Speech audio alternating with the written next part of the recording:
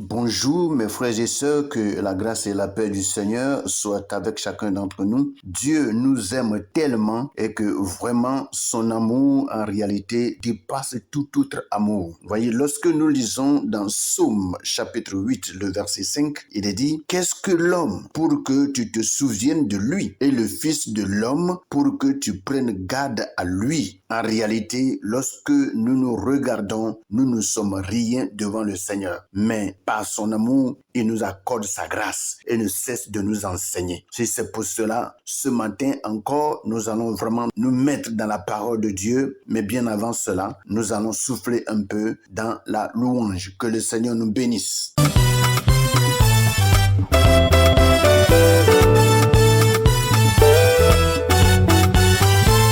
Aïe aïe aïe, Jésus est bon, Il est bon. oh Jésus est bon, Il est bon. oh mon Rédempteur est bon, Il est bon. Jésus est bon, Il est bon. aïe aïe aïe il est, Aïe aïe aïe il est. oh aïe aïe aïe il est bon, Aïe aïe aïe il est. aïe aïe aïe il est, Aïe aïe aïe il est. oh aïe aïe aïe il est bon, Aïe aïe aïe il est bon. aïe aïe aïe Jésus est bon, Il est bon. oh Jésus est bon, Il est bon. oh Emmanuel est bon, Il est bon. oh Jésus est bon, Il est bon. aïe aïe aïe il est bon, Aïe aïe aïe il est. oh aïe aïe aïe il est bon, Aïe aïe aïe il est. aïe aïe aïe il est, Aïe aïe aïe il est. oh aïe aïe aïe il est,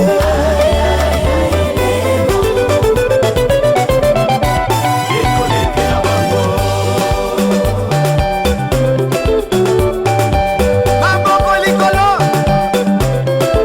betela ye bololo bololo bololo bololo bololo, Yesu samala, Yesu sabolingo, ah Yesu salinga bien, tu m'as fait du bien Seigneur, tu m'as fait du bien Jésus. Moi j'ai levé les yeux vers les montagnes de mes cœurs dans le secours. Aïna tomboli biso na mama esika mabiko mutama. Le secours me vient de l'Éternel qui a fait les cieux et la terre. Aïe aïe aïe aïe. El Shaddai aïe aïe aïe. Tu m'as fait du bien.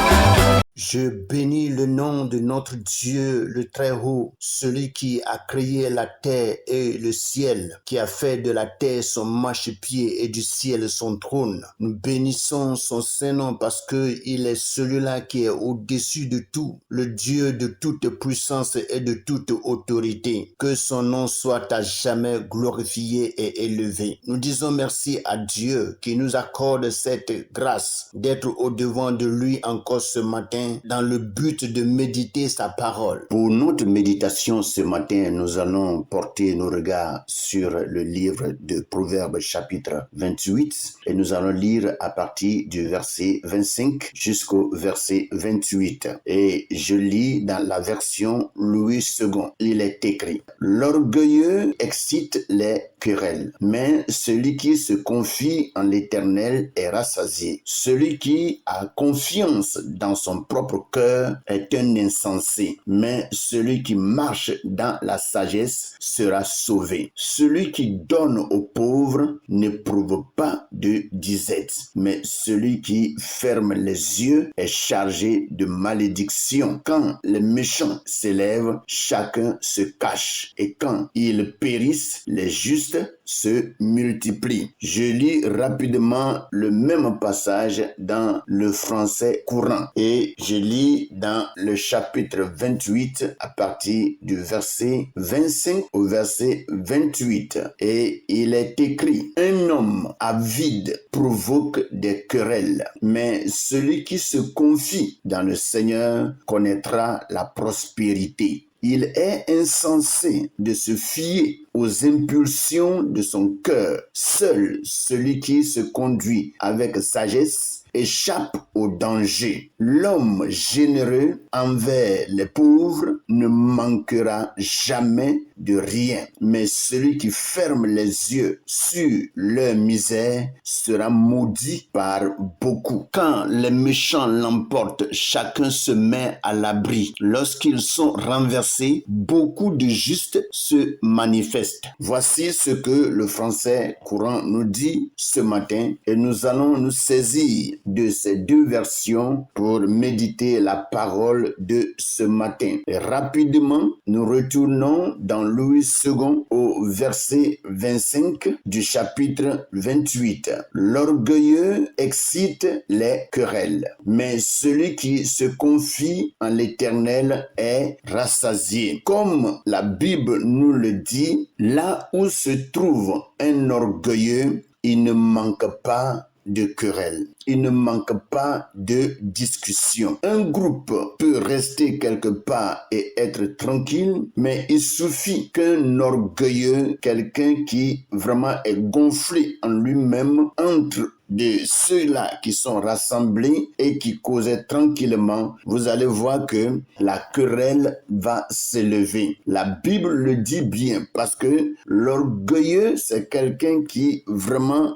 aime se faire voir et aime se faire entendre. C'est quelqu'un qui veut qu'on porte toujours les regards sur lui parce qu'il se croit très important, qu'il veut que les autres sachent que lui, il est vraiment important. Alors partout où il va, il faut qu'il cause des bruits, d'où des querelles. La Bible nous le dit, il dit l'orgueilleux excite les querelles, mais celui qui se confie en l'Éternel est rassasié. Lorsque on se confie à l'Éternel et que on ne laisse que Dieu nous contrôler, Dieu nous conduire, Dieu nous soutenir, Dieu nous fortifier et nous supporter, alors la Bible dit que nous sommes rassasiés. Et quand on dit qu'on est rassasié, ça veut dire que nous ne manquerons de rien. Et le français courant nous le dit mieux et dit que un homme avide provoque des querelles, mais celui qui se confie dans le Seigneur connaîtra la prospérité. Vous voyez? Donc, c'est quelqu'un qui va avancer dans tout ce qu'il entreprend et ne connaîtra jamais de regrets. Alléluia. Vous voyez, c'est une chose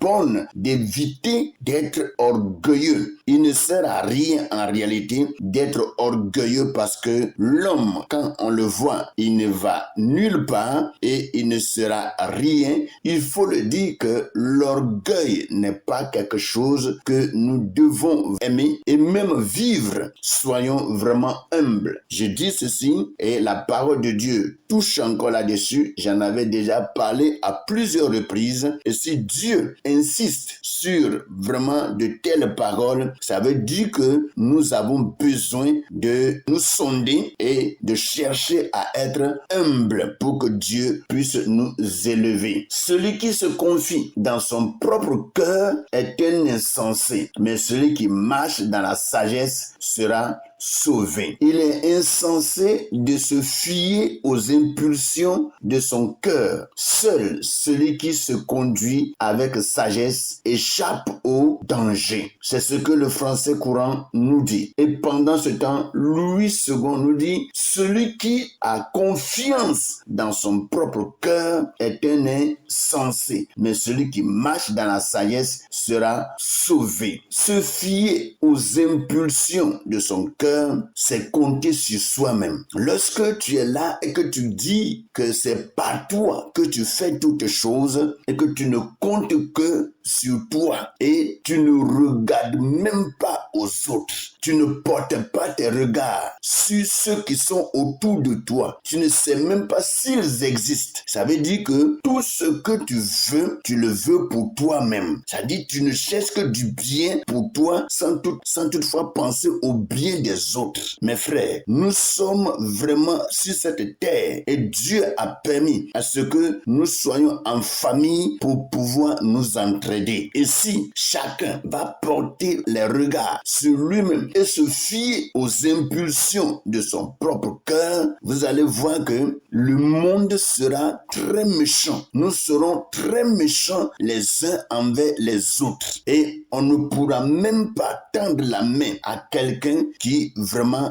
est dans les besoins, ou soit qu'il soit dans les difficultés, ou soit qu'il souffre. Or, Dieu ne nous a pas créés ainsi. Comme la parole de Dieu nous le dit, celui qui a confiance dans son propre cœur est un insensé. Et l'insensé est des fois encore appelé un sot. Et quand on dit que quelqu'un est insensé, c'est quelqu'un qui n'a vraiment pas les sentiments, quelqu'un qui n'a pas le cœur. Vous voyez? Et quand on n'a pas le cœur, Dieu n'aime pas de telles personnes. Dieu veut que on porte les regards les uns sur les autres pour que ensemble nous puissions vivre dans la paix et dans la joie. Seul celui qui se conduit avec sagesse échappe au danger. Donc, quand tu te fies aux impulsions de ton cœur, tu peux vraiment courir toutes sortes de dangers. Tout peut t'arriver parce que lorsque certaines choses vont t'arriver, il n'y aura personne qui va venir à ton secours parce que tu ne t'occupes pas de ceux qui sont autour de toi. Tu ne les connais même pas. Tu ne portes pas les regards sur eux. Tu n'apportes aucune aide, aucun soutien à ceux qui sont autour de toi et qui ont besoin de ton soutien. Et si tu ne le fais pas, le jour où tu seras en danger, personne ne viendra à ton secours. Et la Bible dit bien que si tu ne te laisses pas conduire par la sagesse, tu vas vraiment tomber dans les dangers. Et c'est seulement celui qui se laisse conduire par la sagesse, par le plan de Dieu, qui peut éviter beaucoup de choses dans sa vie. Alléluia. Mes frères et sœurs, ces conseils sont très importants pour notre vie, pour que, en écoutant de telles paroles, nous puissions mener belle et heureuse vie. C'est ce que Dieu veut pour nous. C'est vrai que nous cherchons le ciel, mais avant le ciel, nous sommes sur la terre. Est-ce qu'il n'est pas aussi bien de vivre heureux sur la terre avant de vivre vraiment le bonheur que Dieu nous réserve au ciel auprès de lui? Et c'est pour cela, il faut vraiment que nous parvenons à nous laisser conduire par la sagesse de Dieu et nous confier à l'Éternel et ne pas nous confier à notre propre cœur. Dieu sera vraiment très jaloux en nous voyant agir ainsi parce que il nous a créés pour que nous puissions parvenir à l'adorer, à le célébrer et à nous recommander à lui pour que lui seul puisse prendre soin de chacun d'entre nous. Celui qui donne aux pauvres n'éprouve pas la disette, mais celui qui ferme les yeux est chargé de malédiction. L'homme généreux envers les pauvres ne manquera jamais de rien, mais celui qui ferme les yeux sur leur misère sera maudit par beaucoup. Et c'est une vérité. Lorsque vraiment on vit sur cette terre et qu'on voit des gens qui sont dans la misère, des gens qui sont en difficulté, il faut que nous qui avons quand même un peu, même si nous n'en avons pas beaucoup, le peu que nous avons là, il faut quand même que nous parvenions à partager cela. On voit des gens qui souffrent à longueur de la journée et on les dépasse. D'autres même qui n'ont rien à manger. D'autres qui ne savent même pas où dormir. Or pourtant, il y a des richards dans ce monde. Des gens qui ont de l'argent jusqu'à... Ils ne savent même pas ce qu'ils vont faire avec cet argent. Et ils laissent des gens qui sont dans la misère. Et très souvent, ceux-là qui se disent riches, ce sont eux qui méprisent les pauvres, qui méprisent les misérables. Et la Bible dit clairement que celui qui donne aux pauvres n'éprouve pas la disette, mais celui qui ferme les yeux est chargé de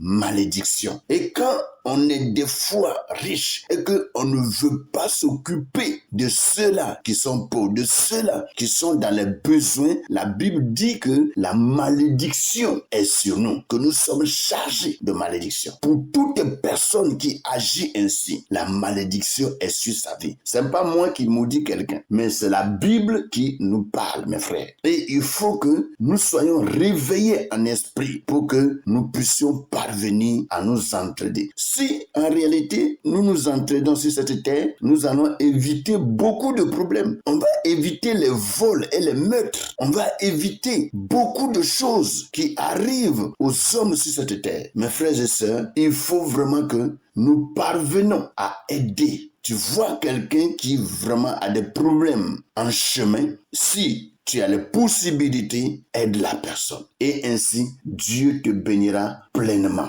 Quand les méchants s'élèvent, chacun se cache. Et quand ils périssent, les justes se multiplient. Ah oui, quand les méchants en réalité s'élèvent là, il faut fuir. Parce que tu ne sais vraiment pas ce qu'il va te faire. J'en avais parlé tout récemment. Quelqu'un qui est méchant, tu ne connais pas ce qui est dans son esprit. Tu ne connais pas ce qu'il pense. Tu ne connais pas ce qui est dans son cœur. Et s'il s'approche de toi, tu ne sais pas ce qu'il peut te faire. Et le connaissant méchant, il faut le fuir avant qu'il n'agisse. Parce que si tu ne fuis pas et qu'il agit avant que tu ne saches que lui il est méchant, alors là, tu seras déjà atteint. Et c'est pour cela la Bible dit, quand les méchants s'élèvent, chacun se cache. Il faut se cacher. Et quand ils périssent, les justes se multiplient. Ça veut dire que quand ils périssent, les autres vraiment en réalité sont en joie. Alléluia. Vous voyez, quand les méchants l'emportent, chacun se met à l'abri. Lorsqu'ils sont renversés, beaucoup de justes se manifestent. Alléluia. Et très souvent, quand les méchants périssent, ce n'est pas l'homme qui les tue, c'est Dieu même qui les retranche. C'est Dieu lui-même qui retranche les méchants. Parce que